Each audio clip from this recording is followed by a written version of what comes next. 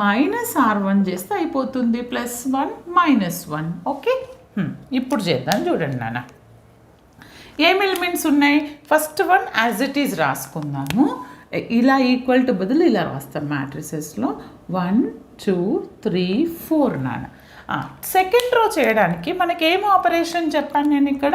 Second row చేయాలంటే R2 + 2R1. First R2 as it is రాయండి.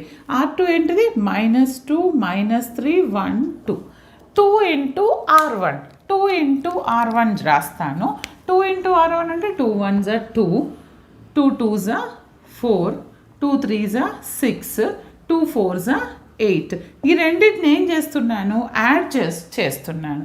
Add చేయండి. ఇది 0 అవుతుంది, ఇదేమవుతుంది? 1 అవుతుంది, ఇది 7 అవుతుంది, ఇది 10 అవుతుంది. అది ఇక్కడ రాస్తాను. Very simple.